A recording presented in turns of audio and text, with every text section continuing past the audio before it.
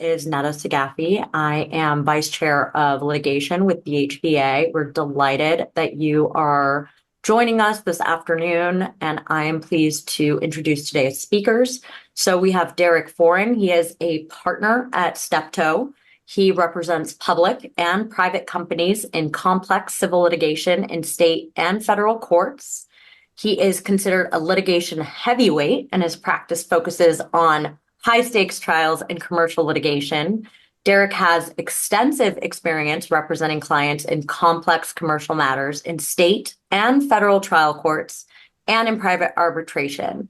And most recently, and very impressively, Derek secured a complete defense verdict on behalf of Lattice Semiconductor in a case seeking over $82 million in compensatory damages. And after an 11-day trial, the jury returned a verdict for Lattice in less than 2 hours.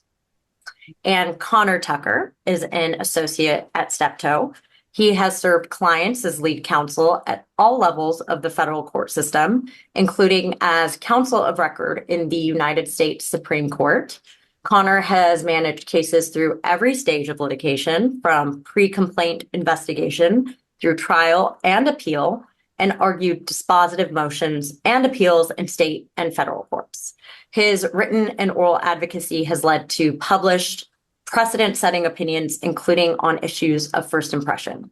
Conor has experience litigating on a wide range of issues, including contract, trademark, trade secret, copyright, patent, constitutional criminal procedure, due process rights, and civil procedure for clients in a wide range of industries. And so now let's get started. Thanks very much, Nate. It was absolutely lovely, warm welcome. I didn't recognize myself in that introduction, but we're very grateful to you for it. Thanks, everybody, for joining us today. I'll turn it over to Conor, the real expert in this presentation, to get us rolling. Thank you very much, Derek, and thank you very much, Nada. Can you guys see, Derek, can you see the screen? Yep. You can see it? Okay. Yes. Well, we appreciate you all showing up and being present here for the California Supreme Court recap of 2025. We're going to focus on important business litigation cases here today. There we go. Excuse me. Okay. So for today, this is the basic agenda. We'll come back to it. I think you have it in your emails, and I'm not going to spend too much time on it, but we're going to cover a wide range of topics, both Derek and I, that range the gambit from arbitration cases to judicial review of the Public Utilities Commission to forum selection clauses. So we've got plenty in store today, and we're happy that you can join us. For those of you who are either new to appellate litigation or don't have very much experience in the California Court of Appeal, the Court of Appeal is divided into multiple districts, and some are substantially larger than others. And appeals can take a very long time. If you're ever interested in seeing the statistics, the judiciary publishes its annual statistics every year, usually starting in January or February. And cases average from between 300 to 500 days from notice of appeal to issued decision, and in some districts can be significantly larger than that. And so the work of appeals can take a significant amount of time to get the responses that people usually want. That can be a feature of procedural issues, such as extensions, the grace period, and amicus briefs, which permit parties to file responses. Despite that, a lot of things do happen very quickly in appellate litigation. So records must be decided within a few weeks. Petitions for review in the California Supreme Court can be as short as 10 days or as long as 40 days. And although argument is guaranteed, it's not always helpful. And so in appellate litigation in California, it's definitely, the old adage is definitely true, that a argument can help you win more or lose less, even if it's not going to change the result. And so I'll hand it over to Derek now to talk about New England County Foods versus Van Law Foods. Thanks, Conor. Hey, before we move on from the appellate stuff, am I correct? I always thought it was pretty interesting. One of the unique aspects of appellate procedure in California was that the justices write the opinions before they hear argument. Is that right? That is usually the case, and that comes from a feature of California. So, feature of California law where argument is guaranteed, and the justices are under a deadline to get something decided once the case is submitted. So they usually have a written opinion on the bench with them when they're listening to argument. Some districts have actually started providing tentatives, which is a very curious way to go into an argument. And certain districts actually provide tentatives that don't look anything like their eventual opinion. They just want to focus the argument on one issue or two issues. And so it's an interesting way and kind of unique way to go into appellate argument with a sense of what the panel is already thinking. Okay, well, thanks for that. And let's talk about the first case that we're going to talk about today: New England Country Foods versus Van Law Foods. And I'm primarily a trial lawyer. I've done a fair amount of appellate work over the course of my career, but I'm primarily a trial lawyer. So I love to focus on the facts in these cases. And this case is about barbecue sauce. It's not going to be reflected on this slide, but the most interesting thing about this case, it's about Trader Joe's barbecue sauce, which I used to love and which they no longer sell. The plaintiff in the case was a company that made the barbecue sauce for Trader Joe's. It was a very popular product at the time. They contracted with the defendants and provided them with the secret sauce, so to speak, or the ingredients for the secret sauce to make this barbecue sauce for them on a subcontract basis. The defendant does the dirty on the plaintiff, turns around and starts making the barbecue sauce for Trader Joe's directly. And what I found particularly hilarious about this whole case was that the plaintiff found out about the defendant's nefarious tactics in litigation over sriracha sauce. I'm not sure I'm even pronouncing that correctly, but in one case about sauce, they found out about the theft of their ingredients for the barbecue sauce. So they bring suit. The only damages that they sought were lost profits, and I'm sure as folks are familiar with the kind of clauses that were at issue here, we had a really, really broad limitation of liability and damages provision in the contract that essentially precluded seeking lost profits on any basis. David Carter, the famous judge down in the Central District, and it's pretty interesting. A lot of the cases out of the California Supreme Court this year came about as a result of questions being certified to them by the Ninth Circuit. This is ongoing dialogue between the Ninth Circuit and California Supreme Court as to California's state law procedure. David Carter granted a motion to dismiss the case and found that Section 1668 in the California Code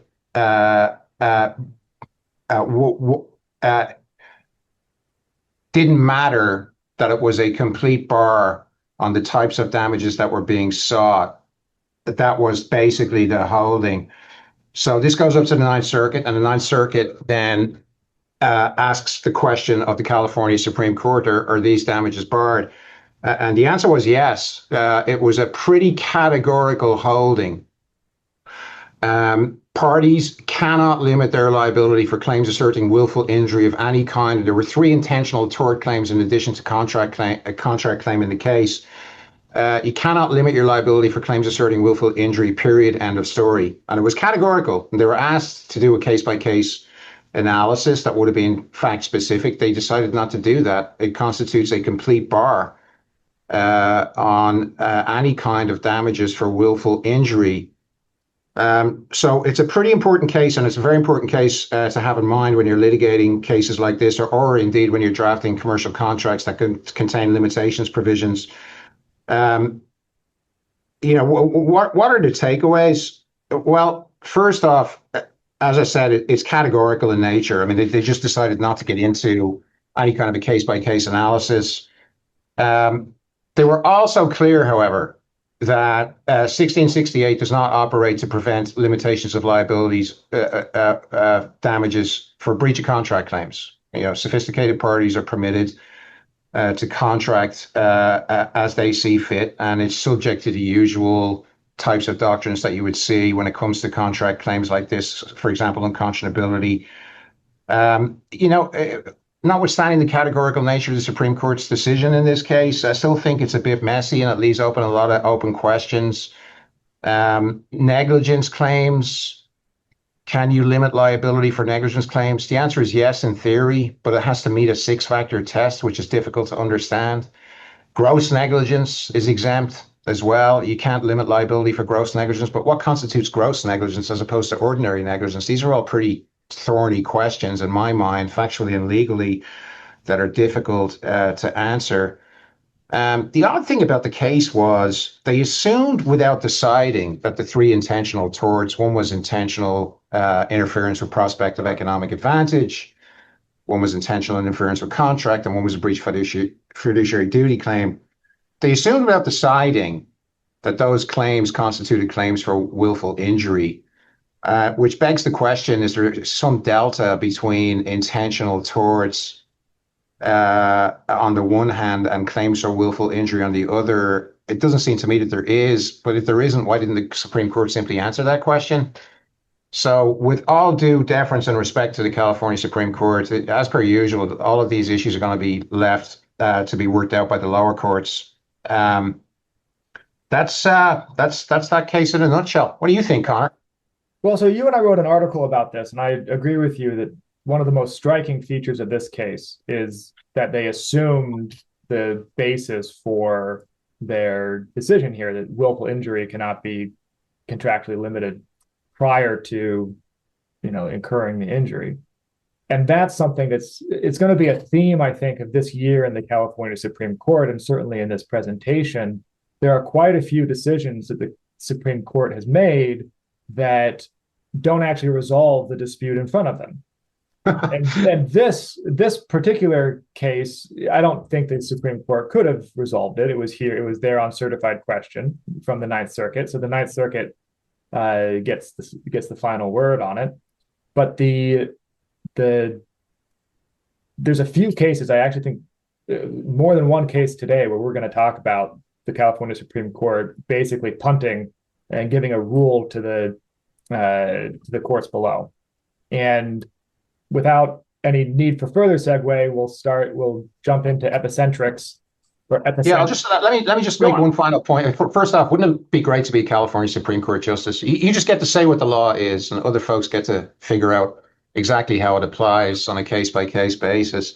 But one of the things I thought was interesting about the case is this dialogue, the boundary between contract law and tort law, and the grayness of that boundary. And I like to think of it, and we're going to see this in other cases that we talk about today. It's like, what is the line between contract law and what it protects on the one hand, and tort law and what it protects on the other? And the more I read the Supreme Court's decisions in this area, it seems to me that it's an ongoing dialogue between the two bodies of law in order to figure out where that line is. So this was just one example, and we're going to see other examples later on in the discussion. I completely agree with that. So EpicentrX, or epicentrics, as I have been calling it, apologies if you represent them, I don't know how to pronounce it, but epicentrics is a case that arose on a writ. And this case comes from sadly, I think, more common than I would have initially expected set of facts. So there's a company, Epicentrics, and it has a minority stockholder, EpiRX, and they raised $5 million from this minority stockholder.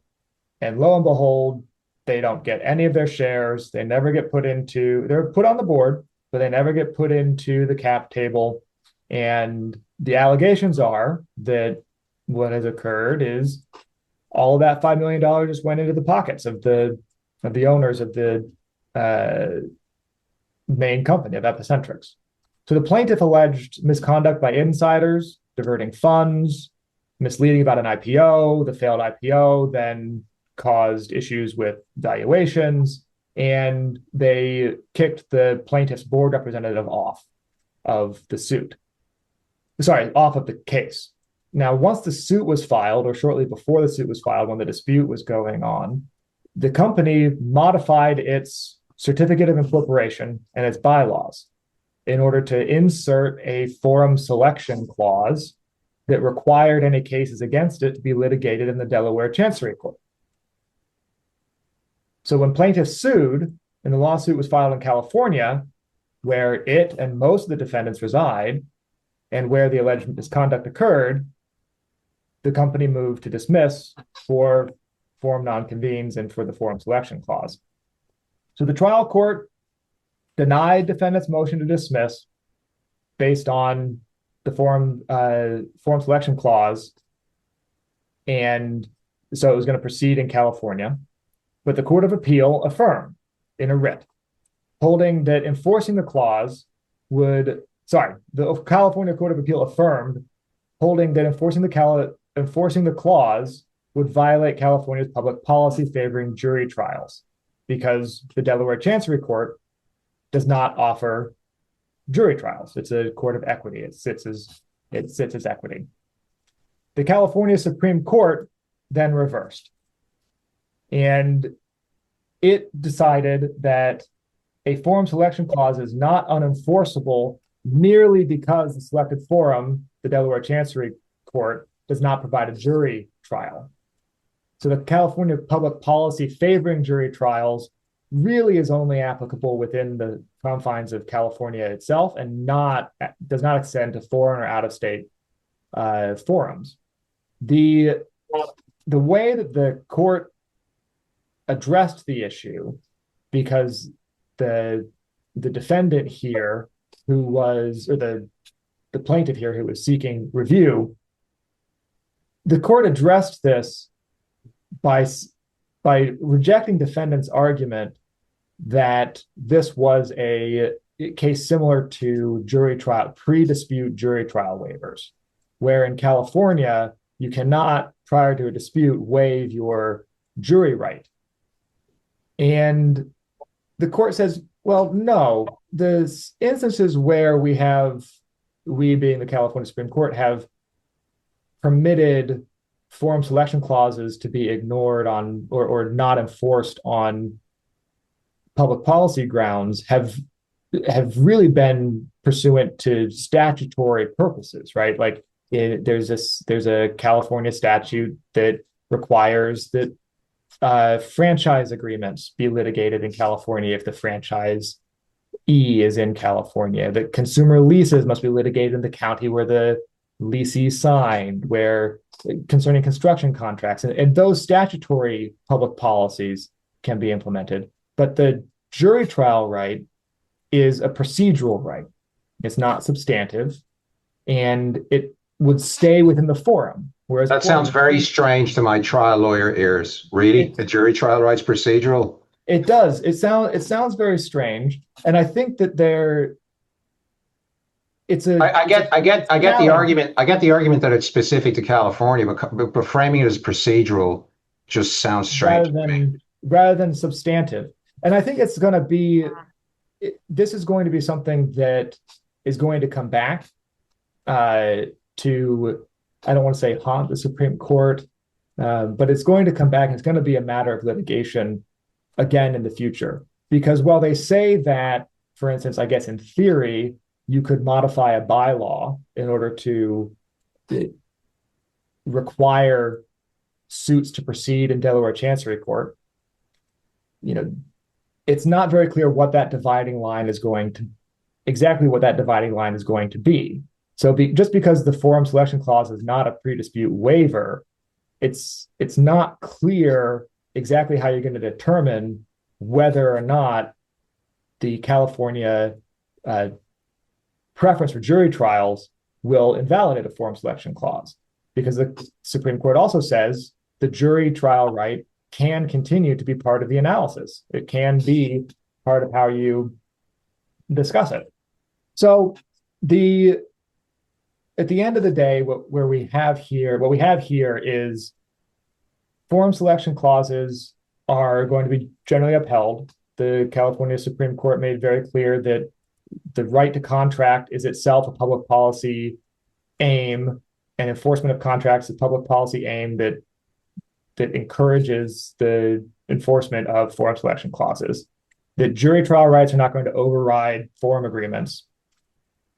And so for the transactional lawyers out there among us, this is a situation where you're going to want to make sure that you are paying attention to how certificates of incorporation or how bylaws or how these agreements are being put together, because you might have the option to choose a different forum. But at the end of the day, what's really challenging here is that the California Supreme Court also said, well, we're not actually going to address whether this particular forum selection clause, which recall was put together after the dispute arose and was implemented in order to shunt a disagreement into Delaware Chancery Court. This California Supreme Court has no opinion on that issue. They just say, well, alone, the jury trial right is not enough to invalidate a forum selection clause.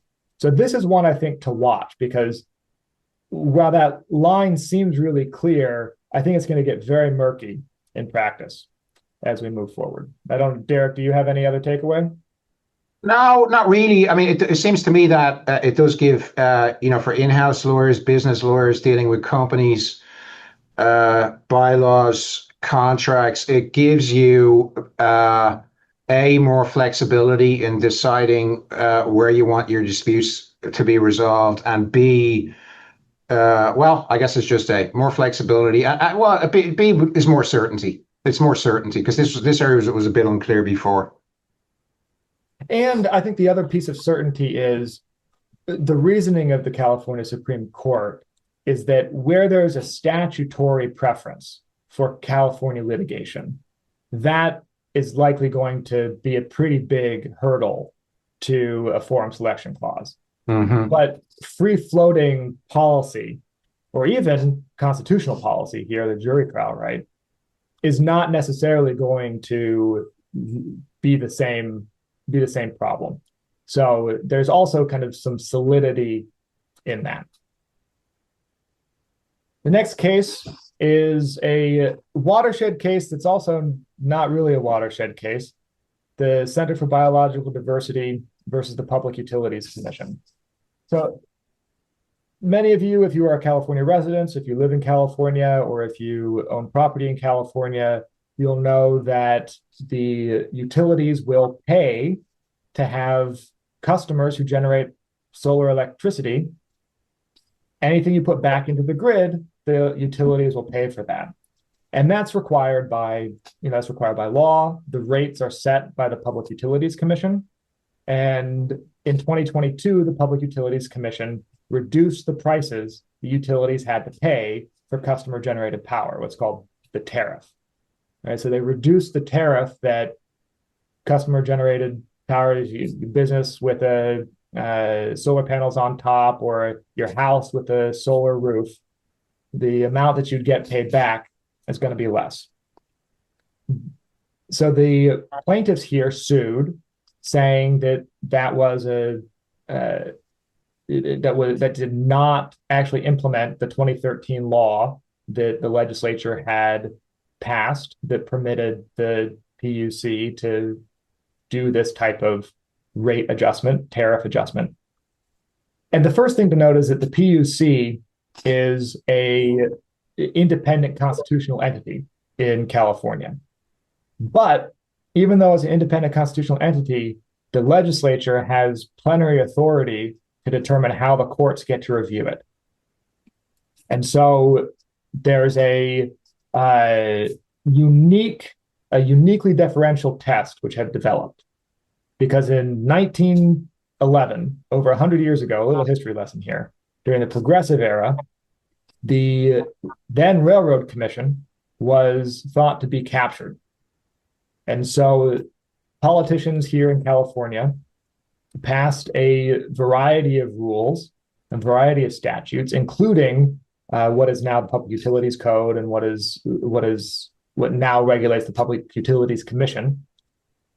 And they wanted to make sure it was independent and insulated from any other entity, whether that's the courts or the legislature. And so they inserted into this legislation a requirement that limited court review of public utilities, then Railroad Commission, actions to no further than to determine whether the commission, quote, has regularly pursued its authority.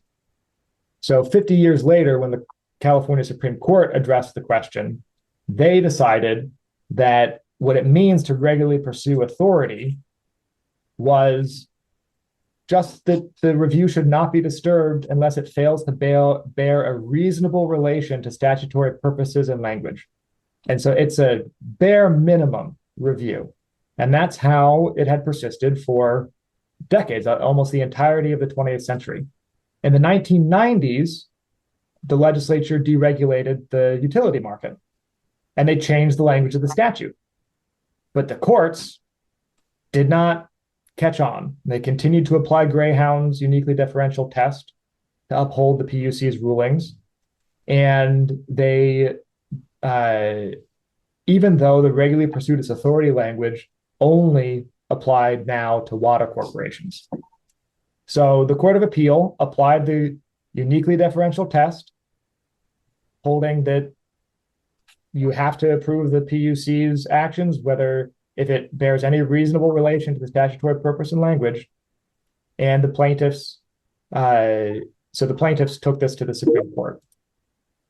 The Supreme Court reversed, based mainly on statutory language, saying that Greyhound, its 1968 decision, was based upon statutory language that no longer existed, and without the basis for the statutory language, the general standard Yamaha governs, which permits courts to independently review, and even though they can give respect to the interpretations of the PUC, they are not bound by the PUC. And it's a really straightforward opinion. It's a little bit surprising to me that it took 20 years, well, 95, 2000, 30 years for the Supreme Court to address this Greyhound issue, given the statutory language change in the 1990s. But so now it's clear the more rigorous judicial review is available for all of the utilities, telecom, energy, everything except for water.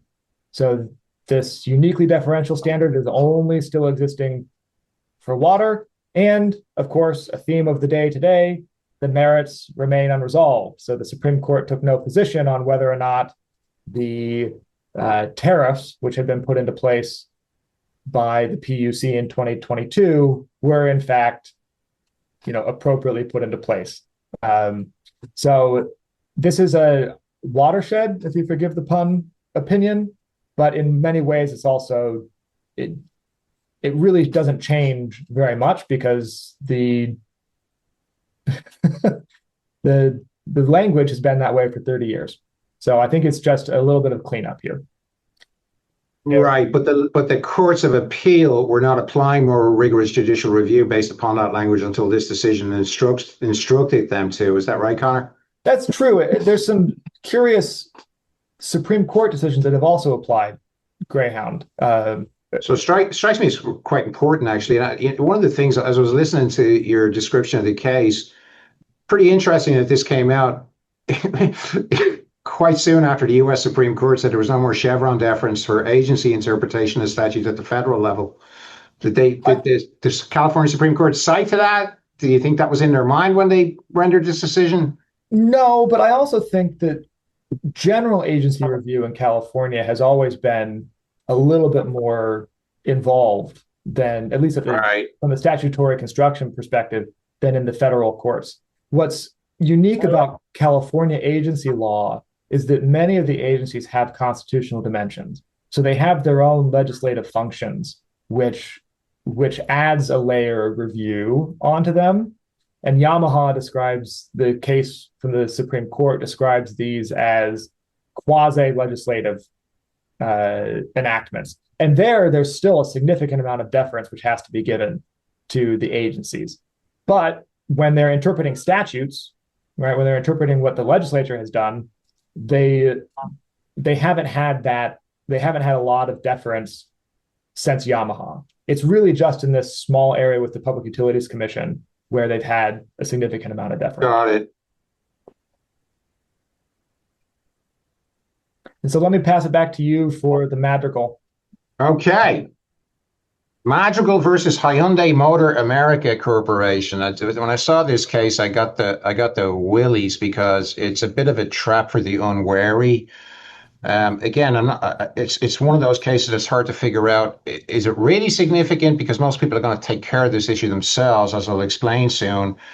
This has to do with 998 offers. I'm sure as any the litigators on this call certainly know, prevailing parties are entitled to their costs under California law. You can often get into disputes about who's the prevailing party, but put that to one side. You're entitled to your costs, and those costs can include attorney's fees when there is a statutory basis for those fees. So costs can include attorney's fees. Again, as long as you've got a statutory basis. This is a case about a bum car that somebody bought. It was no good. They turn around and sue a Hyundai Motor America Corporation. It looks like a small lawsuit over about $30,000 to $40,000 got out of hand and was overly litigated. The bottom line is Hyundai smartly, very smartly, made a series of 998 offers.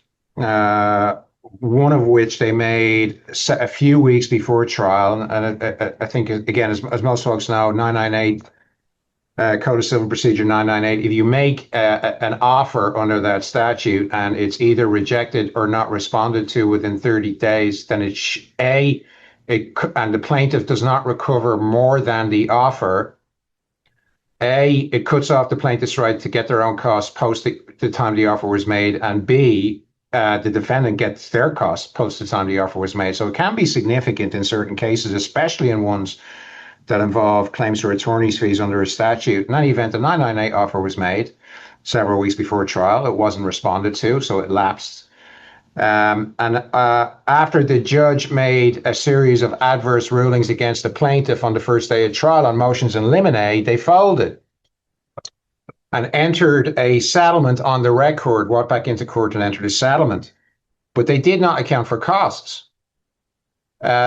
The settlement that was described to the court did not account for costs. In fact, one of the provisions that the parties agreed to was that they could make a cost application. So the plaintiff had racked up over $200,000 in attorney's fees. And again, those qualify as costs under the California statutes because they were statutory attorney's fees. Sought over $200,000 in attorney's fees and costs. I'm forgetting now which way the trial judge went on this. I think he said that they were entitled to it, notwithstanding 998. It rolls up to the California Supreme Court, and the Supreme Court says no, they're not entitled to them because they entered into a settlement after a 998 offer was made. The plaintiffs, I mean, when I say they, and that settlement was less than the amount of the 998 offer. Therefore, all of your costs post the time that offer was made are not recoverable, and B, the defendant gets their costs. So it cut out from under them a significant right to attorney's fees because they didn't account for costs themselves. So it's a real trap for the unwary. And, sometimes I'm not mindful of 998 offers and the potential strategic uses of them in California state court practice, but it's actually a very, very significant statute and certainly more significant than the bigger the case that you have because the more the costs that will be involved. So people ought to be thinking about making 998 offers. In terms of just shoring this up, the obvious thing to do if you settle a case, let me go back. I should have explained. Basically, it's a very parsimonious piece of statutory interpretation, right? The trial court said, well, no, there was no trial, so there's no judgment within the meaning of 998 to which to attach. The California Supreme Court said that was wrong. You can get judgments all different ways. There doesn't need to be a trial. Just because you settle your case doesn't mean 998 isn't implicated. Well, thankfully, it is a horrible trap for the unwary, but thankfully there's a very simple solution, and that is make sure that you account for costs and attorney's fees in your settlements. That's the bottom line. And the justice, that wrote the decision, Justice Corrigan, and we're going to hear from Justice Corrigan later in the proceeding, made that point exactly. Just account for these in your settlements. What do you think, Conor? So I do think, and we have a question that just popped up which one of our viewers asked, is Madrigal really about bad drafting of settlement agreements? Yes. In some ways, I really think that's true, because I don't know about in your practice, Derek, but I have never in my practice seen a settlement agreement that does not in some way allocate costs and fees. And usually it's everyone will bear their own. So I think that this is a little bit of an issue. And if I remember Well, I actually, let me push back on that a little bit. That was my initial reaction as well. This is just bad drafting, right? But if I'm the defendant in that case, there's no way I'm agreeing to pay the attorney's fees in order to settle it, right? If you recall where the parties were at the time, the trial judge had just granted a series of motions in limine in favor of the defendant, so everything was going their way. So I'm not sure that even if the plaintiff's lawyers had raised this or thought about it, that certainly as a defendant, we've racked up all these costs already. They've got all these fees on the other side. We're going to win this trial. It's going to be a one-day trial. I'm not sure that I would have agreed. So I don't know that it was about bad drafting, actually. It might have been just one of those cases where the folks found themselves in this particular posture. They couldn't deal with it, so they punted. Well, and there's often, because there's the press of trial, right? And if I remember correctly from this one, the motions in limine were decided very close to the trial date. And or same day, you show up, state court, classic state court, you show up and the judge just got your case. And when if they were putting a settlement on the record, under the Code of Civil Procedure, that can be enforced, and they might just have been in a hurry to put the settlement on the record and get done with it rather than move on. And so I do think this should just sit. This case should make sure because of this case, you should make sure that on your checklist for every settlement is allocate costs and fees, because the California Supreme Court has said, listen, buyer beware on this one. You really need to deal with it. It could be one of those things where it's a bigger issue, maybe in a smaller case, right? In a large piece of litigation with sophisticated, parties, a significant dispute, is it that big a deal? But in cases where there's statutory rights to attorney's fees, you really want to be having eyes on this. You want to be very careful about how you paper any settlement. I certainly agree. That's Madrigal. So I'll move on to the Ford motor warranty cases. This case, also written by Justice Corrigan. As Derek said, we're going to see quite a bit from that justice. The facts of this case are relatively common, I would say, in the automotive industry. The plaintiff has purchased a vehicle. They didn't purchase it from the manufacturer, right? They didn't purchase it from Ford. They purchased it from a dealer. And with that dealer, there was an arbitration agreement. And the arbitration agreement did not include Ford as a party in the sales contract. It included only the plaintiffs and the dealers were defined by us and our agents and all of the good language that you have in those waivers. So when the plaintiffs had transmission issues, they sued Ford Motor Company under the Beverly Consumer Warranty Act and the Magnuson-Moss Warranty Act, which is a federal violation or a federal statute. And Ford sought to compel arbitration based upon the arbitration agreements that existed in the agreements with the dealers. Of course, Ford was not a party. So the trial court denied Ford's motion to compel arbitration, and the Court of Appeal affirmed, holding that Ford could not invoke the arbitration clause in the dealership contracts. The Supreme Court affirmed again. Ford's main theory was one of estoppel, that because the plaintiffs, in this case the consumers, had already agreed to litigate their claims through arbitration and not through the superior court, that was a estoppel towards litigating against Ford in the superior court. And the California Supreme Court was not really having truck with that. Ford was not a party. There was no express obligation to arbitrate against Ford. And critical to the court, the plaintiff's claims were not related to the contract. There was no intertwining of the claims in the contract. So even though Ford itself might be intimately related with the contract, right? It's a Ford vehicle that was manufactured by Ford. at a Ford dealership, sold to customers who are trying to purchase Ford vehicles, even though Ford was very involved and intricately involved in the relationship. The claims of the plaintiffs were not. The claims of the plaintiffs were statutory in nature.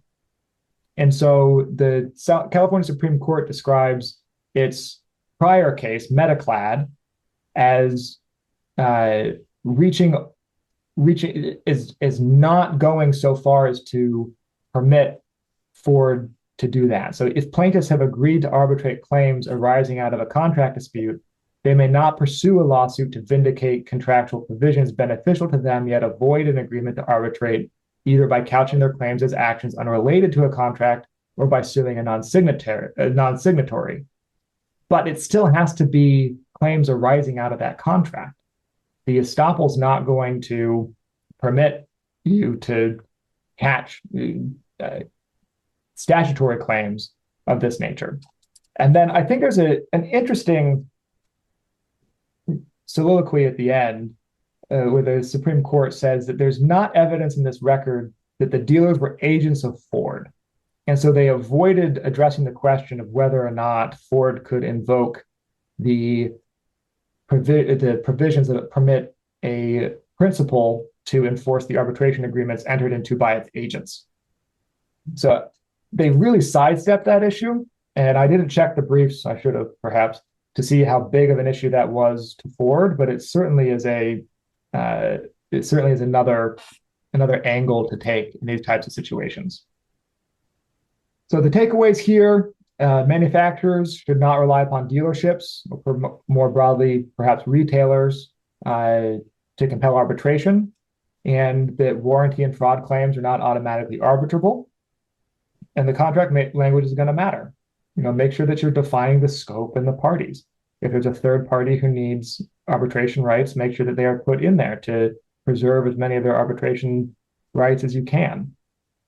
And so you should be paying attention, especially if you are either a reseller, right? You're in the position of the dealerships, or you are the manufacturer. You should be paying significant attention to how those arbitration clauses are drafted so that you can address them. And if you want arbitration, take advantage of it. Derek, I don't know if you have any thoughts on this one. Well, what's to stop? So car manufacturers and their relationships with dealers. I mean, what's to stop the car manufacturers from just making sure that they're covered by an arbitration provision in the sales agreement? What's wrong with that? We Ford are a third-party beneficiary or something. Well, you agree to litigate your claims against Ford or us, right? You define Ford in the agreements. That could be one way. I think that runs a little bit contrary to the logic that the Supreme Court is using in these cases, because I think the Supreme Court is concerned about making sure that the claims that you are stopped from litigating, that you must arbitrate, must arise from whatever is providing the arbitration right.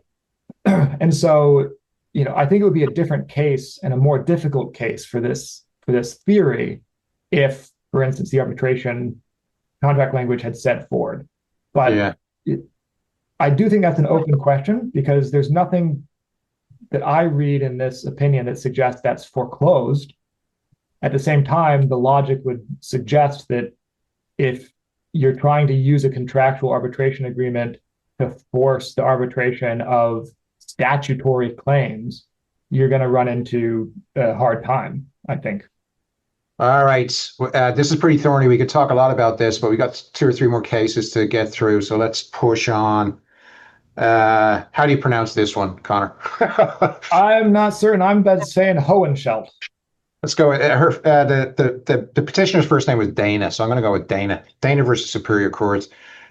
This is a pretty interesting one. I actually enjoyed reading this one. It has to do with a statute that was enacted a few years ago to try to put a stop to employers in arbitration proceedings from jamming up the works by failing to pay fees.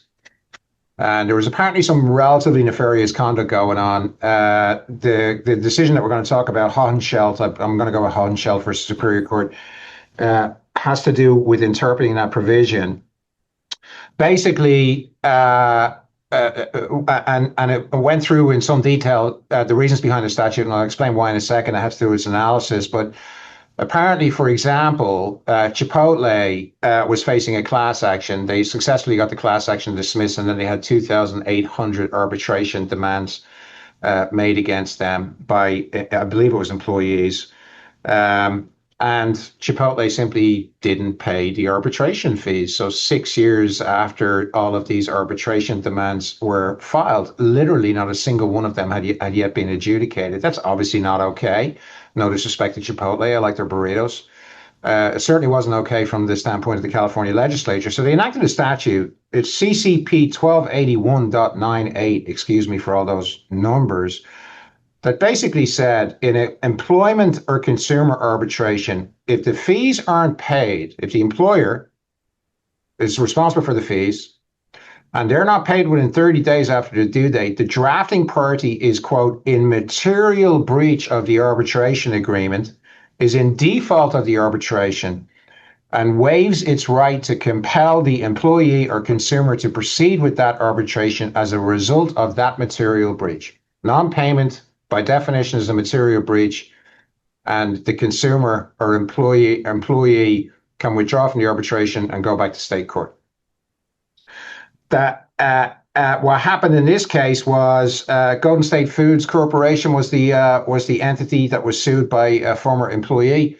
They moved to compel arbitration successfully. They went into arbitration. They got a bill to pay some initial fees, which they paid. They later got a bill from an arbitrator that apparently was inadvertently, it was an oversight at the offices of the lawyers handling the case. They didn't pay the arbitrator's fees on time. The employee withdraws from the arbitration and reinitiates state court proceedings. This rolls up to the California Supreme Court. Does this statute say, is it going to be construed strictly or is it not? And it involved like all these issues around FAA preemption and whether or not the FAA preempts a California statute, because California statutes that interfere with arbitration are preempted by the FAA. But the California Supreme Court went in a slightly different direction. It basically said the statute, they didn't say this, but they might as well have. The statute doesn't say what it says, because there's all sorts of ways in which contractual obligations, even if they are not met, don't necessarily constitute a waiver. That's basically what they said. And there's a key quote in the opinion itself. No other contracts are voided on a hair trigger basis due to tardy performance alone. Now, I want to emphasize the failure to pay the arbitration fees in this case was inadvertent and immediately corrected. There was an oversight, right? So there was a strong record that was an oversight. California Supreme Court went and looked at the legislative history of this new statute, said this is all about stopping shenanigans. This is all about stopping bad behavior. We are not going to construe an inadvertent oversight to pay fees as a waiver of your right to compel arbitration. That's the essence of the opinion. So if anybody's out there and they inadvertently fail to pay their arbitration fees, you're going to be okay. Just fix it really quickly. This is one of the few decisions that I've read this year that gave rise to multiple opinions. There was a concurrence that talked a lot about FAA preemption. We've already spoken about Justice Carol Corrigan. She dissented. And she said, even as construed by the California Supreme Court, meaning inadvertent failure to pay fees, doesn't constitute a violation of this statute. This statute still interferes with arbitration and therefore it's preempted by the FAA. She would have addressed the preemption issue directly. So it remains to be seen, but you know, it's good news, obviously, if you're representing businesses in consumer or employment arbitration. I always get really concerned, as I said, I'm in trial mostly about the payment of jury fees. Those dates always scare me because, again, they're a trap for the unwary, but at least the California, look, at the bottom line, I think this is good policy. I'm not necessarily certain that this is all that consistent with strict constructions of statutes, because the statute says any failure to pay is a material breach. The California Supreme Court basically said no. I do think that's an interesting point because there many other times just today we've talked about how the California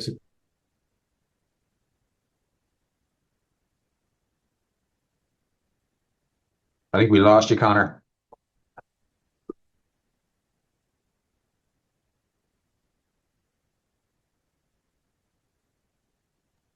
Appears we're having some sort of technical difficulties. Okay, let's give him 5 seconds to unstick here.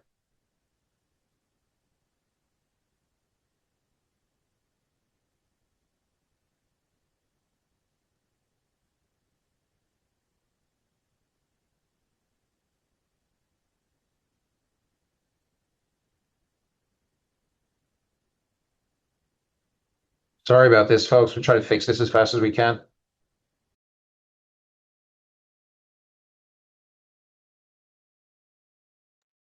Looks like he's signing out to come back in. Yes, he is. Thanks very much, folks, for bearing with us. We apologize.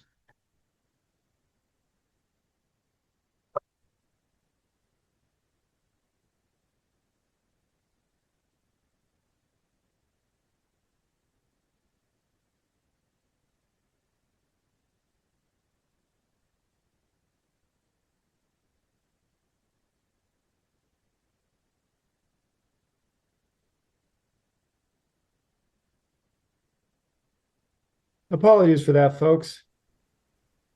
No worries. We're all used to it at this stage, Conor. Let me get back up here. So we were just turning to Radigan. Okay.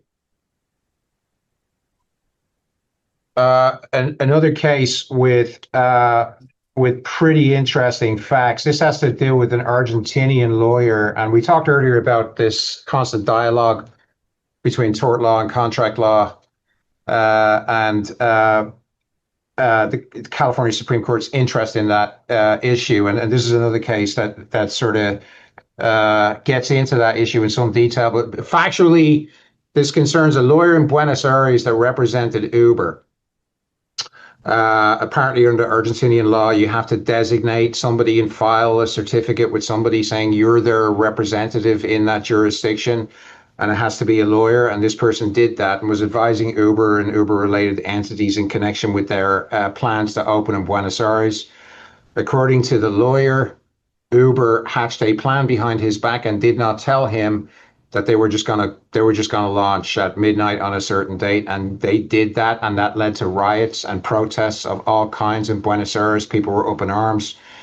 It was public knowledge that this lawyer in Argentina was their designated representative in the area, and so he was subject to he contends, at least, he was subject to all sorts of harassment and intimidation and abuse in the press and otherwise.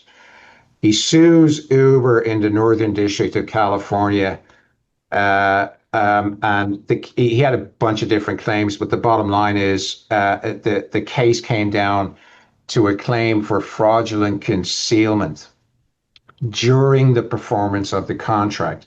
You fraudulently concealed the contract, of course, being his agreement with Uber to represent them. You, Uber, fraudulently concealed from me that you were going to launch behind my back, and that gave rise to all sorts of terrible things that happened to me. I've got a fraud claim against you. And the question was related to the economic loss doctrine and whether or not this plaintiff could pursue claims for money damages in light of what's called the economic loss doctrine. Just very briefly, the economic loss doctrine is one of these doctrines that the California Supreme Court has articulated over several decades to try to police the boundary between contract law on the one hand and tort law on the other. You can sue in contract, but you can't recover for losses that are negligently inflicted on you, absent claims for personal injury or property damage, right? If all you're doing is suing for purely economic losses, you don't get those in negligence. Another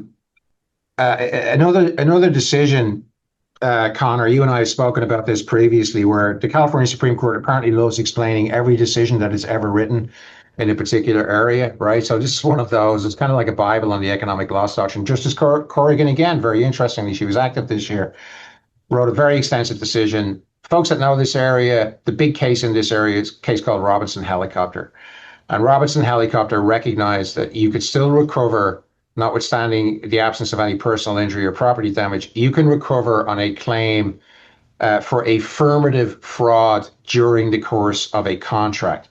The affirmative fraud that took place during the course of the contract in Robinson Helicopter were some certificates that a particular widget worked the way it worked, that when in fact that wasn't true, and the entity that was certifying to that knew it wasn't true at the time. That's fraud, says the California Supreme Court. You can sue in that and you can recover, notwithstanding the economic loss doctrine. So the question that was left open in this one, and that was answered by the Supreme Court, is, okay, that's affirmative fraud. Is the same thing true for fraudulent concealment? The California Supreme Court said yes. Again, on another certified question from the Ninth Circuit, the California Supreme Court said yes, we don't distinguish. Yes, there are different kinds of fraud, but that's not a material difference for purposes of saying whether or not you can pursue claims for money damages based upon fraud that occurs during the course of performance of a contract. Justice Corrigan went out of her way to say, oh, there's all sorts of boundaries in place to police the distinction between contract law and tort law. I'm honestly not sure that that's true. If I were a plaintiff advising a client, advising a client on potential claims to be brought based upon bad behavior that occurs during the performance of a contract, obviously assuming there's a factual basis to do so, I'd be thinking about bringing these tort claims now. I would. So once again, we get a decision from the California Supreme Court that's really interesting. You know, these opinions are very well written. We've got to, I want to emphasize this. I've been facetious a little bit today. We've got a great Supreme Court here in our state, and they do a great job. But it's just a lot of, notwithstanding the number of questions that are answered in any given year by the Supreme Court, it seems to me that it just gives rise to more questions. And that's all going to have to get sorted out by, litigants and trial courts and courts of appeal. What do you think, Conor? I agree. I think the theme for today certainly is we have some answers, but we're a long way from having all of the answers. And this is just another one of the cases that makes that theme. So we've got about, I think, 4 minutes left or 3 minutes left or so. If you have questions, please do pop them into the Q&A. Forgot to say that earlier. Derek, we do have one question that came in early on about the NECF case. And the question is whether we think it matters if the intentional tort is related to the object of the contract. I think we should tee up that for the California Supreme Court, maybe. If the intentional tort was related to the purpose of the contract, I don't think that's necessarily a 1668 analysis. I think that's an analysis of whether or not you are in fact pleading a tort, right, as opposed to a contract. I think that's what that would come down to, right? And they do make that point in the New England Country Foods case. It's like there's all these guardrails in place. And of course, you have to actually have a tort claim separate and apart from your contract claim in order for any of this analysis to apply. So if you're pleading a tort claim, but really it's a gussied up contract claim, I think that whole body of law would apply to that question as opposed to whether or not 1668 exemption from whether 1668 applies at all. I think there's just a bunch of threshold issues around that. That's what I would think. Yeah. And I think that my initial reaction, and I agree, I don't know that this is the answer, but my initial reaction to that question is I'm not sure that it does, because the willfulness of the injury is what the Supreme Court said is the key point. Now, again, they don't define what willful is. They don't give that to us, but I'm not sure it needs to be tied to the object of the contract. We have another question here which is about AI, so AI generated evidence or deep fakes. I have not seen any. It does not mean that they're out there, but I have not seen any come out of the California Supreme Court. I also did not check any of the bar decisions. So if you're interested in that, I imagine that somewhere in this state, there must be some bar decisions regarding AI generated evidence and deepfakes. But I haven't yet seen it out of the California Supreme Court. It hasn't rolled up to them yet. I think that's probably true. I just want to go back to the first question. I'm sorry, I was a little bit waffly in my answer. I mean, the California Supreme Court did address this, right? It's like for any of this analysis to apply this, they said at the very end of their opinion, a further clarification is warranted. Section 1668 does not preclude parties from limiting their liability for pure breaches of contract, absent a violation of an independent duty that falls within the ambit of Section 1668, where the claims asserted are nothing more than a breach of contractual obligations. Section 1668 does not apply. So I think I'm right in my instinct that if you're trying to plead a tort claim and it's really just a contract claim gussied up as a tort claim, then you're going to have to unpack that based upon the law that separates out contract claims from tort claims, as opposed to getting into 1668 right away, right? There's a threshold question there that would need to be answered. I hope that's more helpful than the answer I previously provided. I do think that's right. But we're a minute over, and I want to respect people's time. So I thank you all for showing up and joining us for this hour. And I'll pass it back over to Suzanne if she has anything else. Thanks very much, everybody, for joining us. Really, really appreciate your time. And the best news is you don't need a code for CLE credit. I'm told that you can just apply for your CLE credit right away. This concludes today's presentation. Thank you so much, Conor and Derek, for an excellent presentation. And thank you so much to our audience. Have a great afternoon, everyone. Thanks, everybody.